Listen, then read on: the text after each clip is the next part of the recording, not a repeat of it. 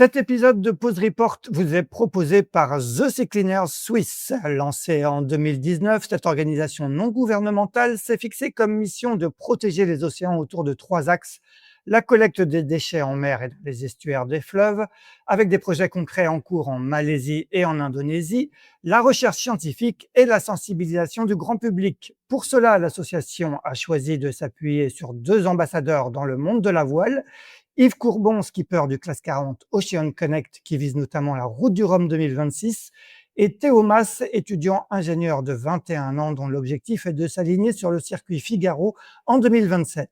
L'un comme l'autre ont accepté d'endosser ce rôle d'ambassadeur pour continuer à protéger leur terrain de jeu et diffuser le message de The Sea Cleaners Suisse, que vous pouvez retrouver sur son site theseacleaners.org.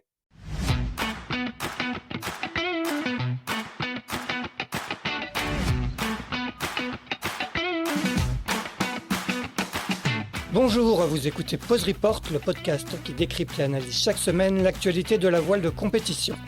Pause Report est produit par Tip & Shaft, le média des professionnels et des passionnés de voile de compétition. Tip & Shaft, ce sont 2 newsletters hebdomadaires en français et en anglais, des podcasts, des formations, un studio de production de contenu, une plateforme de vidéos à la demande Sailors, ainsi qu'un festival du film que vous pouvez retrouver sur tipandshaft.com. Je suis Axel Capron et je vous souhaite la bienvenue dans Pause Report. Bonjour à tous et bienvenue dans le 222e épisode de Pause Report, le podcast hebdomadaire de Tip & Shaft qui explique, décortique, décrypte et analyse l'actualité de la voile de compétition sous toutes ses coutures en compagnie des meilleurs experts. Nous sommes le lundi 21 juillet. Il est exactement 11h et nous allons parler aujourd'hui de la Rolex Fastnet Race à quelques jours du départ de la 51e édition qui s'élancera samedi de Causes et en particulier d'Ultime puisque nos deux invités participeront à la course à bord du Maxi Banque Populaire 11. Le premier en est le skipper. Il s'agit bien évidemment d'Armel Lecléache. Salut Armel. Salut Axel. Le second est son co-skipper sur les courses en double. Il est également depuis mars le directeur sportif du team Banque Populaire. Il s'agit de Sébastien Josse. Salut Seb. Bonjour à tous. Messieurs, merci d'avoir accepté mon invitation. Avant de vous donner la parole, je vais faire un rapide topo sur cette 51e édition, décidément j'ai du mal, du Fastnet, dont le nom exact est la Rolex Fastnet Race. C'est une édition record puisqu'on annonce 460 bateaux sur la ligne de départ samedi à Causes au nord de l'île de Wight. Le parcours est le même que lors de la dernière édition il y a 2 ans, à savoir qu'il mène la flotte vers le rocher du Fastnet au sud de l'Irlande, avant un retour en Manche et une arrivée à Cherbourg et non plus à Plymouth, comme cela a été le cas jusqu'en 2021, soit un total de 695 000. La grande majorité de la flotte est composée de bateaux IRC répartis en 7 catégories. La course sert par ailleurs le dernier manche à l'Admirals Cup qui fait son retour cette année, tandis qu'un grand nombre de bateaux de course au large seront également au rendez-vous, avec notamment 8 IMOCA, 25 Classe 40, 9 Ocean 50 et 4 Ultimes, à savoir Actual Ultime 4, l'ex-Gitana 17, mise à l'eau la semaine dernière sous ses nouvelles couleurs et menée par Anthony Marchand, SVR Lazartique de Tom Laperche, Sodebo Ultime 3 de Thomas Coville et donc le Maxi Banque Populaire 11 que vous allez mener ensemble, Armel et Sébastien, avec un équipage que vous allez nous présenter. On rappelle que c'est d'ailleurs un Ultime qui détient depuis 2019 le record absolu sur le Fastnet, mais sur l'ancien parcours qui était un peu plus court entre Causes et Plymouth, en l'occurrence le Maxi Edmond Rothschild, en 1 jour, 4 heures, 2 minutes et 26 secondes. Voilà pour cette rapide présentation de cette Rolex Fastnet Race. Mais avant d'en parler, revenons un petit peu sur les derniers mois et l'actualité du team Banque Populaire, notamment le changement d'organisation avec le départ de Ronan Lucas de son poste de directeur. Il a depuis d'ailleurs rejoint CDK en tant que directeur des opérations et il a été remplacé par un duo constitué d'Erwan Steff, nommé directeur, et de toi, Sébastien, directeur sportif. Est-ce que vous pouvez nous raconter un peu comment cette succession s'est organisée? Je sais pas qui veut prendre la parole en premier. Armel, Seb? Vas-y Armel. Commence. Vas-y Armel, ouais. Oui, effectivement, Ronan nous a annoncé son départ après plus de 21 ans à la direction du team Banque Populaire. Il souhaitait voir un peu autre chose et du coup, ça s'est fait en fin d'année 2024 et en discussion avec Avec notre partenaire Banque Populaire, la direction du team, il a été proposé effectivement, une continuité dans le management du projet avec, justement ce duo, composé d'Erwan et de Sébastien qui, était déjà dans l'équipe depuis, un petit moment. Voilà, donc c'était, finalement, quelque chose d'assez souple, où il n'y a pas eu de nouveaux entrants. Et donc dans le prolongement de ce qui se faisait, finalement ça ne fait pas de gros changements, au sein du team, dans le fonctionnement général. C'est juste, un changement de personne à la tête du projet. Mais comme ce sont des personnes qui sont là depuis longtemps, bah, tout le monde les connaît et donc ça se passe plutôt pas mal depuis le début de l'année. C'était important pour toi, Armel, qu'il y ait cette continuité plutôt que faire appel à une compétence extérieure? Oui, pour moi et pour toute l'équipe, je pense que c'était la bonne solution. En tout cas, c'était un test en tout cas, voilà, c'était voir si ça allait fonctionner. Pour l'instant, ça se passe très bien, donc il y a pas de raison que ça change. C'est sûr que, c'était bien pour, notamment, bah, dans les nouveaux projets qui arrivent pour nous, parce qu'il y a pas mal de nouveautés. On vient déjà de récupérer un bâtiment qui a été complètement refait, à Glorieux, enfin le Glorieux 3 qui était, nous étions locataires depuis pas mal d'années. On a été, acquéreurs et donc on a fait pas mal de travaux pour, notre nouveau lieu de travail. Et il y a bien sûr le projet, IMOCA, avec, le projet Vendée Globe avec Loïs, qui est arrivé, aussi en début d'année et puis, bah, la continuité du projet ultime, avec, l'ambition, des prochaines années, notamment jusqu'en 2029. Donc c'était bien effectivement que cela se passe, sans trop de vagues, on va dire, entre, quelque chose qui continue, qui ait pas de besoin de prendre du temps pour avoir une nouvelle personne qui se réadapte et qui, prenne connaissance des projets. Finalement, là, on n'a pas perdu de temps et tant mieux parce que finalement la saison arrivait vite. Nous, on a mis à l'eau, quelques semaines après et il a fallu, tout de suite se concentrer sur les premiers rendez-vous. Seb, comment déjà toi tu as accueilli un peu la proposition? Je sais pas comment s'est faite cette proposition et aujourd'hui, comment se répartissent exactement les rôles avec, Erwan que tu connais bien, hein? Ça fait longtemps que vous vous connaissez. Bah, c'était une proposition qui est arrivée en fin d'année. C'est vrai que suite à la volonté de Ronan Lucas de voir de nouveaux horizons et ça s'est fait avec les banquiers, comme dit Armel en test, parce que c'est vrai que c'est un peu un changement de casquette, c'est un nouveau rôle. Alors mon rôle de navigant, il reste là, aux côtés d'Armel, le plus longtemps possible, avec la Transat Café L'Or et puis aussi, bah, le programme de l'Ultime jusqu'à l'Arkea. Et puis il y a le second volet avec l'IMOCA, l'arrivée de l'IMOCA, avec Loïs Berrera, la construction. Donc en gros, c'est une collaboration avec Jean-Marc Fayer, avec Maël de Volder, et puis tout le team. C'est vrai que ça permet de rentrer plus dans les détails, d'être au courant de tous les dossiers et de travailler aussi bah, avec Erwan Steff, qui est le nouveau team manager. Hein. C'est lui qui porte quand même tout le projet enfin, avec les skippers, mais qui a une grosse responsabilité de RH au sein du team Banque Populaire. Mais tout ça, c'est vrai que c'est une continuité, c'est sur des rails. Il y a le nouveau bâtiment, les projets étaient déjà signés, déjà dans les tuyaux et ça se fait d'une manière très fluide et c'est ça qui est très agréable parce que c'est une équipe qui est ancienne, avec beaucoup d'expérience, mais et c'est ça qui fait que cette proposition, elle était très très alléchante en tout cas pour dire bah pour changer un petit peu de voler ou de vie, c'est aussi intéressant de rentrer dans de très bonnes conditions comme elles sont en ce moment. Ça veut dire que ton rôle aujourd'hui, c'est vraiment, de structurer, accompagner le projet sportif à la fois aux côtés d'Armel sur le projet ultime et IMOCA avec, Loïs, c'est ça? Alors sur le projet ultime, c'est qu'Armel, il a toute la maîtrise du sujet, hein. C'est un programme qu'il connaît depuis très longtemps. C'est un programme solitaire.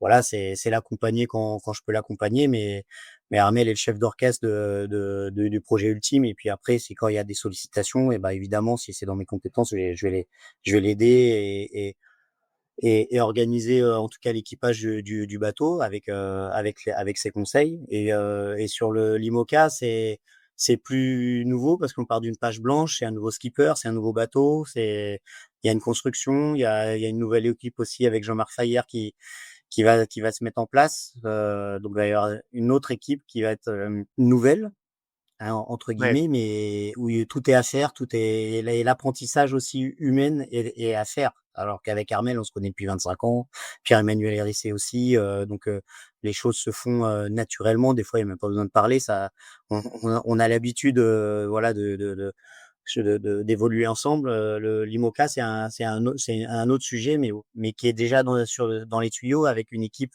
hyper compétente en place.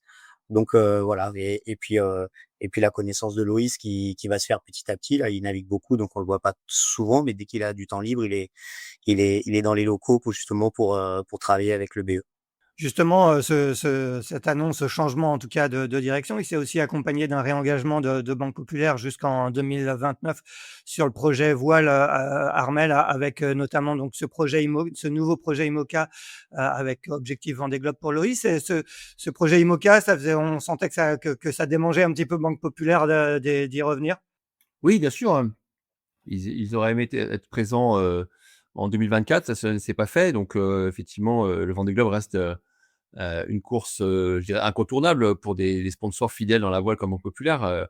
On y a participé déjà à 3 éditions, dont une victoire en 2016, 2017. Donc c'est vrai que ça reste un circuit et une course, qu'on ne peut manquer. Donc et bien sûr, il y avait une envie forte, d'y retourner. Ça s'est fait, bien sûr avec, plusieurs, décisions, bien sûr d'abord de construire un nouveau bateau, de trouver un skipper. Il y a eu, voilà un appel d'offres. En tout cas, il y a eu, une sélection qui a été faite. Vous en avez parlé, plusieurs fois dans les médias et aussi chez Tip& Shaft. Et donc c'est Loïs qui a été choisi. Donc tu vois, tout ça, c'est fait, de façon, intelligente et structurée et avec l'ambition bien sûr de renouer avec ce qu'on sait faire de mieux, c'est-à-dire, chercher la victoire. Voilà, c'est vraiment l'ADN du Timon populaire, c'est d'essayer de gagner, le maximum de courses, que ce soit en ultime ou en IMOCA.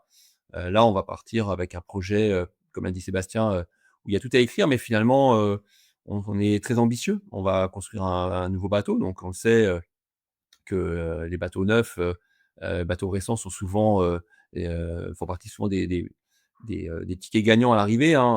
On l'a vu cette édition, 2024 avec Charlie, alors pas en 2020, mais en 2016, en 2012. Donc c'est souvent la recette qui fonctionne avec un bateau neuf, issu des dernières technologies, un skipper, qui n'a pas d'expérience sur le Vendée Globe, mais qui a quand même déjà un très beau palmarès, qui est issu du circuit Figaro. Et je pense que ce soit moi ou Sébastien, on connaît aussi justement l'expertise de ce circuit qui amène des skippers de très grand talent. Et puis une envie forte pour Loïs d'aller sur ce Vendée Globe. Il a beaucoup navigué en IMOCA sur différents bateaux. Il vient de remporter la Route des Caps. Donc voilà, on avait vraiment, on a tous les ingrédients pour aller chercher une belle performance sur ce Vendée Globe. Et Banque Populaire avait vraiment envie d'être présent.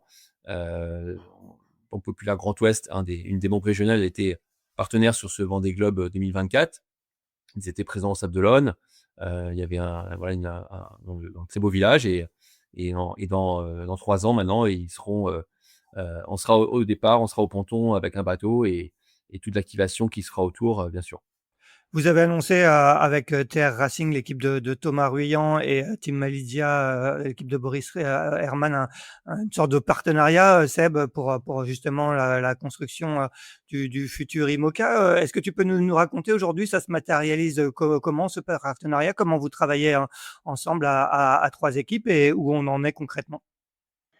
Bah, la volonté, c'était de réunir les compétences. Il y a aussi une, une volonté de réduire le bilan carbone. Donc, il y a un éco-score à respecter qui fait partie de la jauge. Si on respecte pas cet éco-score, il y a des pénalités sportives qui sont appliquées. Donc, voilà, de s'associer donc à TRR et à Malidia, c'était aussi avoir des équipes qui ont participé aux 2 dernières éditions du Vendée Globe. Donc c'est des équipes qui sont aussi très pointues dans leur domaine. On apprend et on apprend encore beaucoup de choses grâce à TRR et à Malidia, et on leur en remercie. Voilà. Et après, nous aussi de notre côté, on essaye de leur amener la puissance de feu du Team Banque Populaire, qui est une équipe qui est très structurée, qui a toujours fait des choix en bon père de famille. Donc Donc voilà, on sera le dernier bateau construit de ce trio.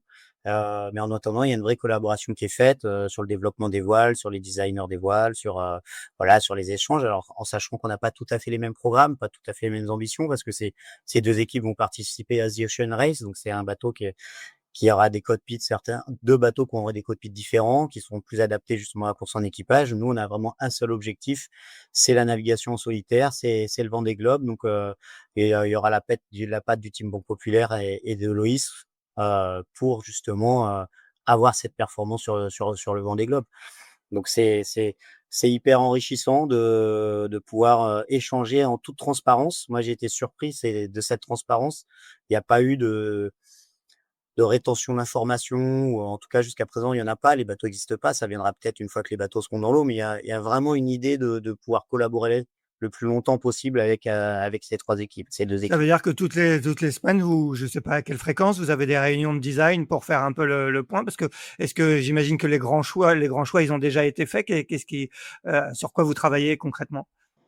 Pas les grands choix, c'est toujours déjà les grands choix, c'est les choix de Ouais, bien carène, sûr. après les choix d'appendices, il y a les choix de ballast. Alors en sachant que maintenant la classe IMOCA c'est une classe qui est très mûre, hein, les grandes innovations elles sont assez bornées. Ouais. En tout cas, on peut pas, voilà, les plans porteurs, c'est pas pour demain. Donc, il y a des équipes qui sont très performantes là-dedans. Il y a 8 équipes qui travaillent sur le dossier des bateaux neufs avec une jauge qui devient restreinte malgré qu'elle soit open. Donc c'est des détails, et c'est des détails de construction, c'est des détails de position de feuille, de safran, de longueur de safran, de profil. Voilà, on va chercher des petits dixièmes de nœud ou des centaines de grammes au moins à droite, à gauche. Donc et ça, c'est l'expérience, le fait de mutualiser cette expérience. Il y en a qui sont plus performants dans certains Ouais. domaines, et le fait d'échanger ces informations, ça, j'espère que ça fera trois bateaux, les trois bateaux les plus performants de la nouvelle On génération. rappelle que c'est des plans Antoine Coche. Armel, toi, tu as fait beaucoup d'IMOCA, hein, 3 Vendée Globe, 2 deuxième place, une victoire en 2016. Est-ce que tu t'impliques un petit peu dans ce projet, ou tu as tellement à faire avec ton propre projet d'ultime que tu regardes ça un peu d'extérieur? Oui, pour l'instant, effectivement, je reste un petit peu à l'extérieur, même si effectivement j'ai été, un petit peu sollicité. On avait pu échanger, avec Sébastien, avec Loïs ou avec le bureau d'études, mais c'est vrai que déjà on a pris un petit peu le train en marche parce que, TRR et Malizia avaient déjà, bien avancé avec l'équipe d'Antoine Coche sur pas mal de choses sur le design du bateau. Effectivement, après là, on travaille sur, l'ergonomie du cockpit pour Loïs. Je pense que Loïs, voilà, ça va être son bateau. C'est à lui aussi d'y trouver vraiment, ce qu'il a envie d'avoir pour aller faire ce tour du monde. Il a beaucoup navigué en IMOCA, notamment avec, Charlie Dalin sur, Massif. Il navigue toujours un peu en ce moment. Donc, voilà, l'idée après, c'est de répondre à ces questions. Je pense qu'avec, Sébastien, il a aussi, beaucoup d'expérience, retour d'expérience, que ce soit aussi avec heu, Jean-Marc ou même Pierre-Manuel, parce que voilà, ils ont été aussi, directeurs techniques pour pas mal de projets, Vendée Globe. Après, je pense que une fois que le bateau sera à l'eau, début 2027, là, bien sûr, on essaiera d'apporter un maximum d'expérience et de réponses. L'idée, c'est vraiment qu'il arrive au départ du Vendée, en ayant la préparation optimum qu'on peut lui fournir avec le team en populaire, et j'en ferai partie sur, des interrogations sur, notamment le Vendée Globe. Comment ça se prépare, sportivement, physiquement, mentalement. Moi, j'ai eu la chance d'en faire 3, de terminer les 3, donc l'idée, c'est aussi de lui apporter cette expérience-là, pour il parte sur son premier Vendée Globe, parce que ce sera un bisu, même s'il aura beaucoup navigué, il n'aura pas encore fait le tour du monde en solitaire, et ça restera quand même aussi un sacré challenge. Ouais, on rappelle que justement, il navigue déjà beaucoup cette année, hein, puisqu'il va disputer, il vient de gagner, comme tu le disais, Armel, la course des caps sur Massif. Il va disputer The Ocean Race Europe, je crois, sur Malizia, et la Transat Café l'Or avec Sam Goodchild sur Massif. Seb, c'était organisé déjà comme ça très tôt, et est-ce que sur 2026, il y a aussi la volonté pour vous de le faire naviguer encore en IMOCA? Est-ce que, par exemple, on pourrait le voir, je ne sais pas sur quel support, mais au départ du Rhum en 26? Alors 2026, ça va être une année, de Ouais, transition. On sait qu'il y a The Ocean Race aussi qui arrive en fin d'année, donc pour l'instant, le programme n'est pas encore établi, mais l'idée, c'est d'amener Loïs et de faire naviguer Loïs sur les bateaux les plus performants, où là, où le niveau est le plus élevé. ouais. Donc peu importe, le support, le tout, c'est qu'il soit sur du haut niveau, comme le dit Armel, quand on fait partie du pôle, c'est là où on fait alors il y a d'autres séries, hein, en mini transat, c'est super, en classe 40, c'est super aussi, mais c'est vrai que dès qu'on peut toucher à l'excellence, eh ben, on essaiera de mettre Loïs là-dessus. Alors c'est pas toujours évident, c'est pas toujours compatible, mais en tout cas, on y travaille pour 2026. D'accord. Et là, c'est le fait qu'ils naviguent cette année au sein d'autres équipes, pardon, Malidia et Massif, c'était organisé un peu en amont? Comment ça s'est fait? C'était, des discussions qui durent depuis longtemps? Alors il y a eu, plusieurs allers-retours, ça a pas été évident d'organiser. Après il y a eu la proposition de Massif, suite au problème avec Charlie Mmh. Dalin. Donc voilà, ça s'est fait un peu à la dernière minute. Donc voilà, c'est un peu une occasion qui s'est présentée et qui est venue à Loïs, hein. Ça s'est passé en direct avec Loïs.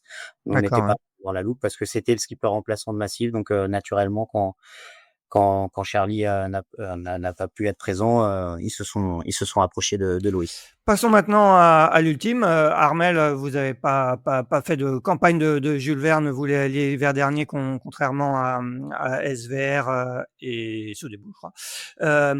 Et raconte-nous un peu ce que vous avez fait sur le bateau, l'hiver dernier. J'imagine qu'il y a eu pas mal encore d'optimisation. Ça n'arrête jamais sur vos ultimes. Oui, bah, ce sont des plateformes qui évoluent et justement, c'est l'avantage de ces grands bateaux, c'est qu'on a toujours à gagner en performance. C'est vrai que l'année 2024 a été assez chargée, assez dense pour nous parce qu'il y a eu d'abord, le Tour du monde en solitaire en début d'année. Après, on a enchaîné nous avec, la traversée avec la Flamme Olympique. On a été, en Méditerranée pour les Jeux. On est revenu et reparti pour, la Finistère Atlantique qu'on a remporté, en octobre dernier. Donc, c'était un peu juste effectivement pour enchaîner avec un trophée Jules Verne, où on n'avait pas forcément, eu le temps de bien checker le bateau, dans ses moindres détails pour repartir sur un tour du monde, encore plus engagé, avec, un équipage qui peut mener le bateau à 100 tout le temps. Donc on avait décidé effectivement de faire un chantier assez long, qui a commencé, début novembre, avec pas mal d'axes de travail, notamment, bah, de vraiment, contrôler entièrement toute la plateforme, ce qu'on n'avait pas fait depuis longtemps et c'est vrai que le bateau, attaque sa 5e saison, donc il était temps d'aller un petit peu contrôler tout ça et on est plutôt content de ce qu'on a pu, observer. Et puis en parallèle, on avait lancé, pendant, l'année 2024 la construction de nouveaux foils qu'on a reçus, là, juste avant la mise à l'eau. Donc ça, c'était vraiment l'évolution, majeure de cette, saison avec, des foils qui arrivent, voilà, au bout de 4 ans et demi, d'utilisation qui, vont nous permettre, on l'espère, de combler, un petit peu nos points faibles, tout en conservant, les moments où, les points forts où on était, plutôt, à l'aise, pour essayer d'aller, comme je disais tout à l'heure, remporter des courses avec Banque Populaire. Donc, voilà, après pas mal de différents, petits travaux, petites évolutions. C'est vrai que le chantier, a été conséquent, mais finalement, voilà, le bateau, n'a pas évolué à part les foils de façon, importante et voilà, c'est des petits détails. On est à maturité maintenant avec le bateau depuis la victoire sur la Transat Café L'Or, enfin ex-Jacques Vabre, en 2023 avec Sébastien.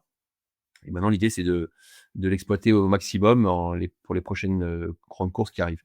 Ouais, concrètement, en quoi ils sont différents, ces nouveaux foils, et qu'est-ce que tu en attends en termes de performance?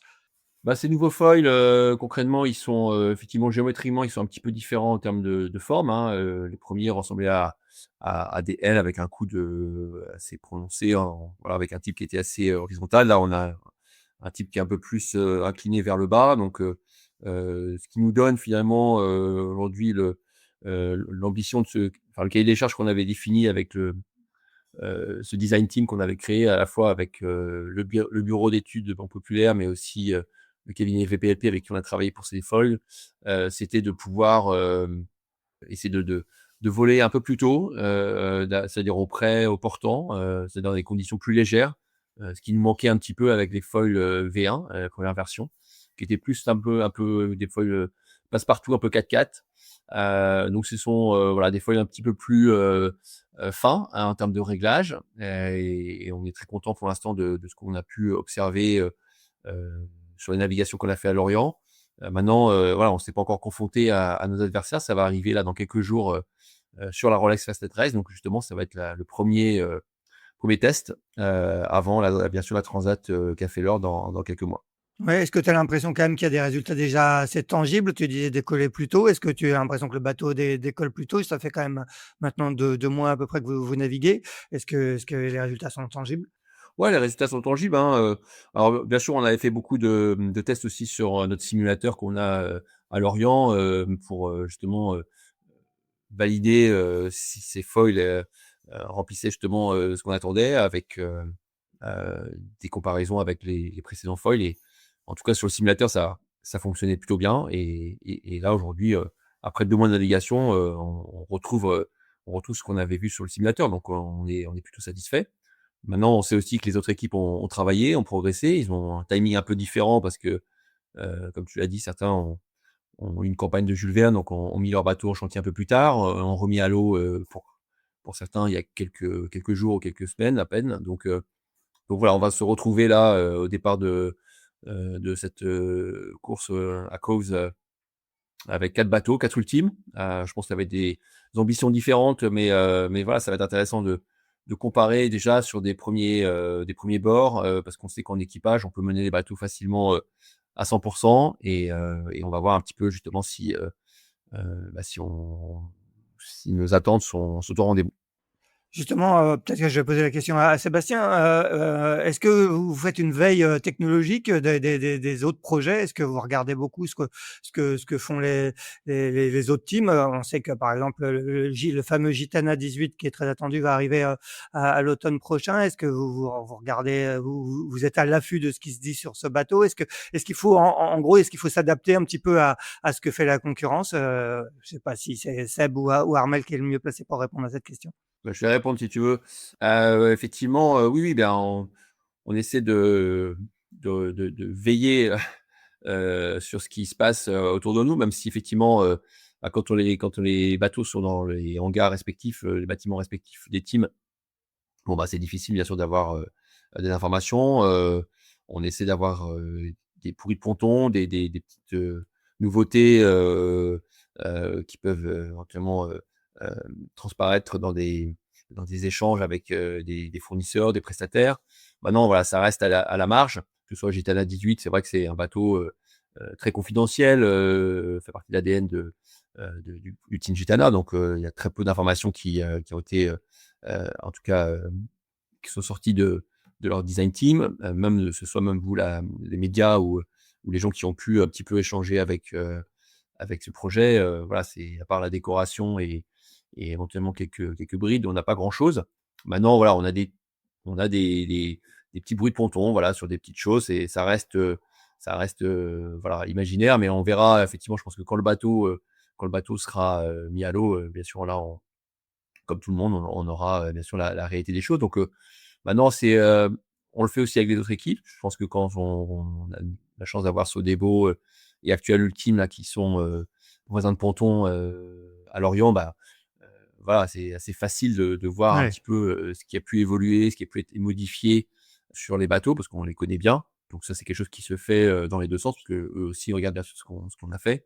Le bateau de Tom Laperche, c'est pareil, on le voit à Concarneau, donc voilà, on le suit aussi. Voilà, maintenant ça reste, même si effectivement on voit des grosses nouveautés ou des choses un peu nouvelles sur des bateaux, on peut pas modifier notre bateau comme ça du jour au lendemain. Bien sûr, ouais. On a des bateaux un peu différents les uns les autres. Certaines technologies ne sont pas forcément adaptées à nous, et inversement. Donc on essaie de trouver, voilà, ce qui déjà de comprendre pourquoi un tel a fait telle évolution, c'est quoi l'idée, c'est quoi le but. Si ça peut nous paraître intéressant pour notre bateau, bah, on peut réfléchir et pourquoi pas l'adapter. Voilà, c'est un petit peu comme ça qu'on fonctionne. Bien sûr, nous, ça ne nous empêche pas à côté de continuer à travailler sur des évolutions du bateau. C'est ce qu'on fait avec le bureau d'études. On a plusieurs ingénieurs dans l'équipe qui Voilà, une fois que les foils ont été lancés en construction, on est déjà en train de réfléchir à comment on pourrait améliorer le bateau, dans quel terme, ce soit sur les appendices, mais aussi sur l'aéro, sur les voiles. Voilà, il y a plein de détails sur lesquels on peut encore travailler, finaliser. Les bateaux restent des bateaux assez jeunes hein, dans leur mode volant. Ouais, ouais. Maintenant, on arrive on les a fiabilisés. On a vu hein, le tour du monde en solitaire où les bateaux, pour la plupart, étaient tous à l'arrivée. Donc, on a passé un peu cette étape. Maintenant, on sait qu'on a encore un gros gap à gagner en termes d'équilibre de vol, de performance. Et ça, tout le monde y travaille, que ce soit le team populaire, mais aussi les autres équipes. Première course du calendrier ultime, donc même si vous avez déjà disputé 2 courses, le Tour de Belle-Île et l'Armen Race que vous avez remporté. Première course donc du calendrier ultime avec ce Fastnet. On va peut-être demander à Seb de nous présenter un peu l'équipage du Maxi Banque Populaire en 11 qui sera au départ samedi. Alors l'équipage du Maxi Banque Populaire, ça va être donc Armel Lecléache, Seb Josse, Pierre-Emmanuel Hérissé, Clément Durafour. Donc ça, c'est vraiment le noyau dur de l'équipage qui est au sein de l'équipe. Et ensuite, on sera accompagné de Nicolas Lulven, de Sam Goodchild et de Thierry Chabani. Voilà. Ah oui, pas loin d'être une Dream Team alors. Oui, mais on voit que sur tous les bateaux, il y a des Dream Team, mais c'est vrai que là, c'est un équipage d'expérience avec beaucoup de complémentarité. Donc, avec des gens qu'on navigue beaucoup navigué ça en début de saison en IMOCA. Ouais, ça va être, c'est un bel équipage. Je crois qu'avec Armel, on est plutôt confiant du fonctionnement de cet équipage. Qu'est-ce que tu en attends toi, Seb, de ce Fastnet? Bah, le Fastnet, c'est la première confrontation des 4 ultimes cette année. Donc, comme dit Armel, nous, on a mis à l'eau assez tôt. On a une nouvelle paire de foils qu'on a commencé à utiliser. On voit qu'il y a des choses intéressantes, mais rien ne vaut la confrontation. Donc, voilà, là, on est en régate. Il y a 4 très beaux équipages, 4 très beaux bateaux. Donc, on attend d'apprendre et d'être à 100% pour continuer à progresser cette année dans l'objectif de la Transat Café Loire. Vous avez disputé ce Fastnet il y a 2 ans. Je crois que vous aviez terminé 2e derrière SVR Lazartigue, Armel. Alors, raconte-nous un petit peu un départ de Fastnet dans le Solent en ultime. J'imagine que ça doit être assez compliqué, même si vous partez les premiers. Donc, en général, vous avez moins de bateaux pour vous gêner, mais le Solent, on sait que c'est pas très large. Comment ça se gère? Ouais, c'est pas forcément le départ le plus simple, qu'on ait dans le calendrier. Surtout que, si on reprend l'exemple d'il y a 2 ans, on avait bien été servi par la météo parce que il y avait déjà 25 nœuds dans le Solent, bien sûr le vent dans l'axe. Et puis, quand on est sorti, le vent s'est renforcé avec la mer qui était vent contre-courant. Donc ça a levé une mer assez forte et je pense que beaucoup de marins qui étaient présents sur ce départ, notamment sur les plus petits bateaux, s'en souviennent très bien. Ça a été assez épique. C'est vrai que nous, on a la chance de pouvoir partir en premier, heureusement, parce qu'effectivement, sinon ce serait un slalom hyper dangereux si on partait derrière les petits bateaux. Donc tant mieux, on a de l'eau à courir, même si c'est vrai que je crois qu'on a dû faire pas moins d'une vingtaine de virements pour pouvoir sortir déjà des needles. Donc c'était à la fois très physique et aussi très intense parce que bon, il y a quand même pas mal d'obstacles hein, dans ce Solent. Il y a des bancs de sable, il y a pas mal de bouées, de chenal. Il y a bon, il y a quand même quelques bateaux qui traversent, donc faut être très très vigilant. Puis en plus, voilà, nous on a une vitesse de déplacement qui est assez rapide, donc on a vite fait de se retrouver dans les coins. Donc ça s'est tout bien passé. Ce départ, on est sorti en tête effectivement juste devant SVR Lazartigue, et puis après, voilà, on est parti vers Cherbourg, où là les conditions se sont voilà, renforcées, et voilà, on a eu un petit souci technique sur un virement de bord où voilà, on a perdu un petit peu de temps, et puis derrière effectivement, bah, on s'est retrouvé juste derrière nos concurrents directs, et malheureusement on n'a pas pu les doubler jusqu'à l'arrivée, mais ça a été une belle course, un beau duel. Donc oui, le départ de cette Fastnet, cette année a priori, on devrait avoir des conditions, de ce qu'on peut voir à quelques jours du départ, un peu moins engagées, tant mieux. Donc ça c'est cool. Ça permettra de profiter un peu plus du lieu, même si effectivement on va se retrouver avec 4 ultimes. Donc ça va rajouter un petit peu de piment parce que bah, les croisements, s'il y a des virements de bord à faire avec ces bateaux, d'abattre derrière un concurrent direct, ça se fait pas comme ça aussi facilement. Donc pareil, l'équipage va être très sollicité dès le début. C'est, la spécificité de cette course aussi, en ultime, c'est que, je le rappelais, le record est de 24 heures et quelques heures, donc un peu moins de 30 heures. Pour nous, c'est vraiment, très, Ouais. très rapide et très intense parce qu'il y a beaucoup de changements de direction, de changements de voile. Donc, l'équipage va pas beaucoup dormir, je pense et donc ça va être, un sprint du début à la fin. Ouais, c'est il y a personne à la banette sur un format comme ça, j'imagine? Ou sauf si Ah, on essaiera, bien sûr, on essaiera quand même de faire reposer un petit peu, l'équipage. Alors nous, on a pris le choix de partir à 7, c'est-à-dire qu'on a, Nicolas Lundveld ouais. qui sera le navigateur. Donc lui, il va être vraiment, focus sur, la stratégie, la navigation parce qu'il y a beaucoup d'obstacles, comme je disais. Il y a beaucoup de DST, il y a les scilly, voilà, faut pas se rater et surtout avec ces bateaux-là, bah, dès qu'on fait une petite erreur de navigation, ça coûte très cher. Et puis derrière, on aura, 2 quarts de 3, avec moi à la tête d'un quart, Sébastien à l'autre, pour essayer effectivement d'alterner, notamment la première nuit, d'essayer d'aller reposer, ne serait-ce que 20-30 minutes par-ci par-là pour récupérer un peu physiquement. Mais c'est sûr que toutes les manœuvres se feront en équipage. Il y en aura beaucoup. Donc ça va être dense, mais on est là pour ça, on est préparé pour ça et avec l'équipage qu'on a nommé, tout à l'heure, bah, c'est un équipage qui a de l'expérience et qui connaît ce genre de situation. Un dernier mot après avoir donné la parole à Sébastien. Qu'est-ce que ça change là à l'arrivée à Cherbourg? Donc on rappelle que depuis la dernière édition, le Fastnet qui pendant quasiment 100 ans est arrivé à Plymouth, va maintenant à Cherbourg. Ça change quoi? Ça rajoute, parce en plus de rallonger un petit peu le parcours, ça change quoi? Oui, bah, ça rallonge un petit peu le parcours, ça permet de rentrer en Manche, avec un petit peu plus d'eau à courir. Après c'est vrai que, bah, c'est sympa d'arriver en France, hein, c'est une course mythique, l'arrivée à Cherbourg, il y a de la place, il y a un village, on va aussi, pouvoir faire une petite pause à quai, c'est quelque chose qui était pas possible de faire à Plymouth.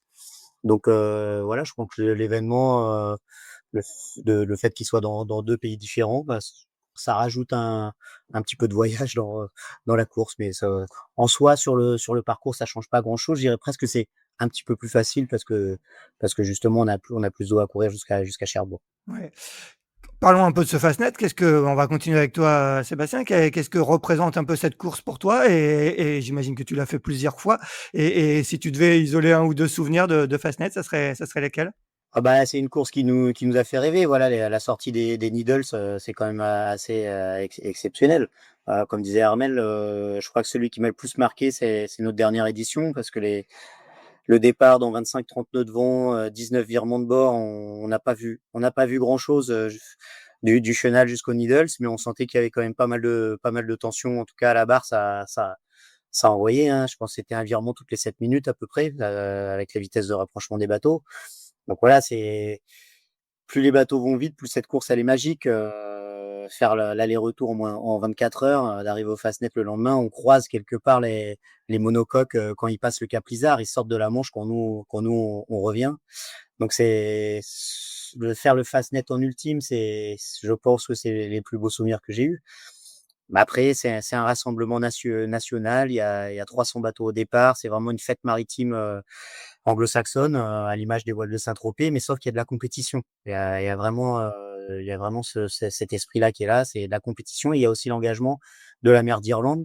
C'est pas une mer facile à appréhender. La sortie de la Manche, c'est pas toujours simple non plus. Donc voilà, c'est une course assez courte, mais très intense, très sollicitante, avec des conditions qui peuvent être parfois quand même engagées. Armel, tu te souviens de ton premier Fastnet? Ouais, mon premier Fastnet, c'était, en 2015.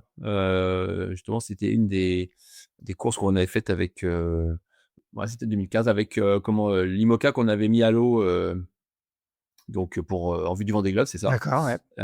Et donc voilà, c'était, une course en double. Donc effectivement, là, pour le coup, l'exercice n'était pas simple non plus parce que, en double, voilà, sortir du Solent et faire ce parcours un peu technique, à haute vitesse, ça pique un peu, voilà. Mais c'était un bon souvenir. On avait eu, un bon retour, du Fastnet, vers l'arrivée, avec des conditions qui nous avaient, favorisé avec nos foils et c'était assez sympa de voir, voilà, comment le bateau se comportait déjà après quelques semaines de mise au point. Et tu avais fait quel résultat? Et tu étais avec qui? Alors j'étais avec Erwan Tabarly, avec qui Ouais. on allait prendre le départ de la Transat Jacques Vabre quelques semaines après. Alors nous, on n'avait pas fini, je crois qu'on avait fini 6e ou 7e parce qu'on avait eu un souci de ballast justement en passant les Scilly. Donc on avait dû ralentir parce qu'on avait une voie d'eau dans le bateau. Mais voilà, ça reste un très bon souvenir. Parlons un petit peu de la suite de votre programme après ce Fastnet. Bon, on va continuer avec toi Armel. Quelle est un peu la suite? J'imagine qu'après, c'est objectif Transat Café L'Or, le grand objectif de la saison. Comment vous allez vous préparer? Est-ce qu'il y a un retour du bateau au chantier? Raconte-moi un petit peu. Bah, l'idée après, c'est au mois d'août, là, le bateau va pas forcément rentrer en chantier. On va le laisser, enfin, il va être à Lorient. L'équipe va travailler dessus pour continuer à l'optimiser. On a encore quelques petites modifications en vue de la deuxième partie de saison. L'idée, c'est de renaviguer assez vite pour préparer d'abord les 24 heures ultimes BPGO qui auront lieu à Lorient fin septembre. Voilà, donc une course maintenant qui est inscrite au calendrier ultime depuis quelques années, qui fonctionne bien. C'est un peu dans le même format qui se fait avec les IMOCA à l'Azimut. Donc voilà, une journée de run et puis ensuite un parcours de 24 heures. Ça se fera dans le format de la Transat, donc ce sera en double, donc bien sûr avec Sébastien. Et puis, euh, et puis derrière, bien sûr, viendra très vite la Transat Café L'Or, où il faudra être présent au Havre dès la mi-octobre et un départ le 26 du Havre, où bien sûr une course dont le format de parcours va ressembler un peu à ce qu'on avait fait il y a 2 ans. Et puis derrière, on ramènera le bateau en équipage pour le rentrer en chantier pour l'hiver et préparer la saison 2026 qui va être aussi assez intense. Transat Café L'Or, comme tu disais, vous êtes les tenants du titre. Qu'est-ce que vous en gardez de cette victoire il y a 2 ans? Ça avait été une belle régate, hein. Il y avait eu pas mal de batailles tactiques à la fois et de vitesse, avec notamment SVR Lazartigue. Qu'est-ce que tu en gardes, Armel, de cette victoire qui était, je crois, la première victoire importante sur le Maxi Banco PR11? Ouais, complètement. Puis première victoire sur cette transat. Bon, Sébastien, lui, l'avait déjà gagné, donc il connaissait un petit peu le truc. Mais non, c'était déjà le départ. Là aussi, un départ assez incroyable. Au départ du Havre, on avait été bien servi cette année-là sur les départs de course. Un départ très tonique, voilà, des conditions extrêmes pour partir cette transat. Je crois qu'on a eu, on a eu un grain à 50 nœuds en passant à Cherbourg. Donc c'était voilà, assez engagé. Mais là aussi, les bateaux répondent très bien dans ces conditions. Donc voilà, on a pu sortir de la Manche assez facilement et on était finalement la seule catégorie à pouvoir passer avant la grosse tempête qui a sévi derrière sur tout l'ouest de la France et toutes les autres catégories ont dû rester au port. Et c'est vrai que derrière, il y a une belle course derrière avec pas mal de points, un point de passage, notamment à Madère, où on a fait un bon coup stratégique avec Marcel Ventris, qui était notre routeur. On a pu prendre la tête et puis derrière, SVR est revenu au contact, nous a doublé au moment du passage de l'île à l'Ascension. Et puis on est revenu et on a fini par les doubler et gagner cette transat. C'était voilà, pour nous effectivement une première grande victoire pour ce bateau, pour Banque Populaire en ultime. C'était important. C'était 2 ans après la mise à l'eau de ce bateau. On avait une route du Rhum 2022 un peu compliquée avec la casse d'une dérive. Donc c'était bien de renouer avec le succès. Et voilà, c'était important aussi pour nous à quelques semaines finalement du départ de l'Arkea Ultime Challenge, parce que c'était là aussi un pari osé. On allait très vite se préparer pour ce Tour du Monde en solitaire, qui était une grande première. Il fallait être à Brest à peine 2 mois après, un mois et demi après. Et c'est vrai qu'il y avait une course contre la montre qui commençait et on était content déjà de voir que le bateau potentiellement avait de la performance. Et puis techniquement aussi, on est arrivé avec un bateau qui avait quasiment aucun souci. Donc c'était de bon augure pour ce grand Tour du Monde qui allait débuter début janvier. Seb, il va y avoir un changement majeur cette année, c'est qu'il n'y aura pas de routage sur les ultimes, ce qui était le cas jusqu'ici. Explique-nous en quoi ça va changer beaucoup. Est-ce que j'imagine ça va changer pas mal de choses et comment vous préparez ça un petit peu avec Armel. Je ne sais pas si vous êtes rentré dans le vif du sujet de cette préparation, peut-être pas encore, mais ou comment vous allez préparer ça. Alors ça va changer, on a une personne de moins parce que c'est vrai qu'un routeur, quelque part, il nous déroule le menu. On sait exactement, quasi heure par heure, à quelle sauce on va devoir évoluer. Et puis avec Marcel Ventris, c'était vraiment un, une collaboration en pleine confiance. Voilà, il y a très peu de remises en question. Les choses étaient très claires, très limpides. Quelque part, le roadbook, on le connaissait quasi au départ du Havre. Donc, ce qui va changer, c'est que de ce côté-là, Armel, j'ai beaucoup de chance d'être avec lui, c'est qu'on est très complémentaires et il va pouvoir endosser ce rôle de routeur. Alors, on a beaucoup d'échanges à bord, mais voilà, c'est sûr qu'Armel, en termes de stratégie, c'est un fin stratège et de ce côté-là, je pourrais entièrement me reposer sur ses épaules. Et je mets pas la pression tout de suite. J'ai bien entendu, messieurs. Non, voilà, je pense que on a cette complémentarité, c'est que on connaît le bateau par cœur, on peut se reposer l'un sur l'autre, les grands coups, on les voit venir. Et puis après, Armel, c'est vrai que là-dessus, il amène toute sa finesse. Et de ce côté-là, je suis plutôt très confiant. Armel, ça veut dire que tu vas faire une préparation spécifique. J'imagine que de toute façon, vous préparez toujours les courses d'un point de vue météo, mais là, ça sera encore plus le cas. Comment tu imagines comment tu vas travailler pour préparer ce routage que tu vas devoir faire à bord? Oui, bah, c'est pas une nouveauté, en soi parce qu'effectivement, que ce soit en IMOCA, mais aussi en Figaro, j'ai fait Ouais. plusieurs transats en double, où, j'ai souvent endossé ce rôle, de responsable un peu de la stratégie de la météo. C'est quelque chose qui me plaît bien, à laquelle j'y consacre du temps, que ce soit pendant la course, mais aussi en amont. Tu as raison, et il va falloir préparer cela. Donc, il y a d'abord, une préparation sur, la météo spécifique. Bon voilà, c'est quand même un parcours qu'on connaît, la descente, vers le poteau noir, la traversée de enfin, passage de l'équateur et le début de l'hémisphère sud. Voilà, c'est quand même un chemin qu'on a emprunté, de nombreuses fois, que ce soit sur des transats, mais aussi sur des tours du monde. Donc, voilà, ça va être, l'idée, c'est de bien, préparer, l'ensemble du parcours, l'ensemble des phases de transition. On va quand même avoir Marcel, sur la préparation, avant le départ, parce que là, pour le coup, c'est autorisé. Donc Marcel va venir, en tout cas sera, présent, avec nous au Havre, alors soit physiquement, ou je pense qu'il sera plutôt chez lui au Baléares, et on échangera, en visioconférence pour, nous donner un petit peu, nous aider justement à compléter, notre roadbook, d'avant départ, surtout répondre à toutes nos questions. Et puis, bien sûr, après, une fois qu'on partira, ce sera à nous de choisir notre route. Mais, voilà, on aura déjà quand même un bon état des lieux de ce qu'il y aura devant nous. Et après, effectivement, avec Seb, bien sûr, on va pas beaucoup échanger. Chacun regarde, voilà, à son tour les routages, la météo. Voilà, on a quand même tous les 2 de l'expérience. L'idée, c'est à moi d'affiner, voilà, les points de stratégie, les moments clés, bien sûr par rapport à la météo, mais bien sûr aussi par rapport aux adversaires. On va quand même avoir un super plateau, tout ça transat, en double, avec des duos, voilà, d'expérience, là aussi des marins qui ont, aussi une certaine, c'est un palmarès, à la fois, en classement, mais aussi en termes d'expérience météo. Donc ça va être intéressant aussi de se confronter à eux.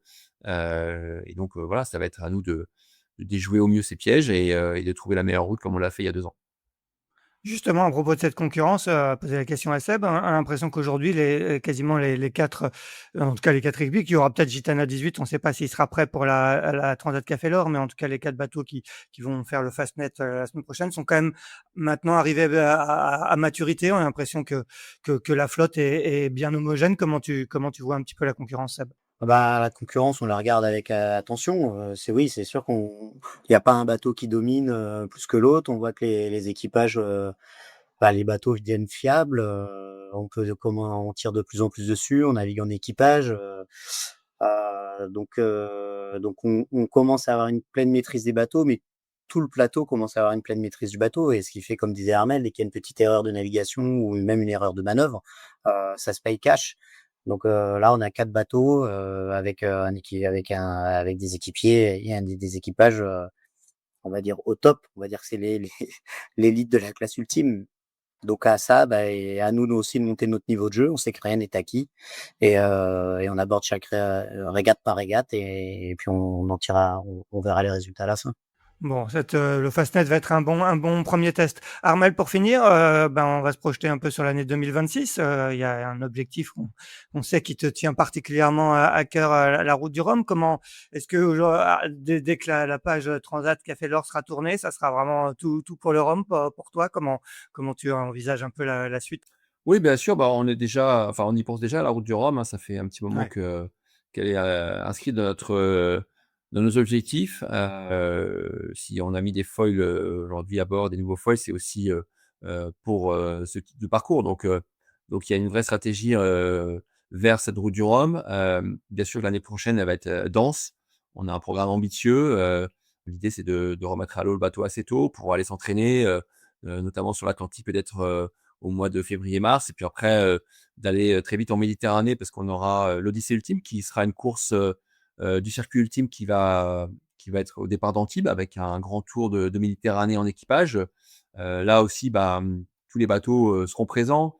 On aura vraiment, un état des lieux des performances de chacun dans un parcours assez technique et assez variable. Donc, ça va être intéressant de tirer un petit peu un bilan justement de notre performance de Banque Populaire 11 par rapport à nos concurrents.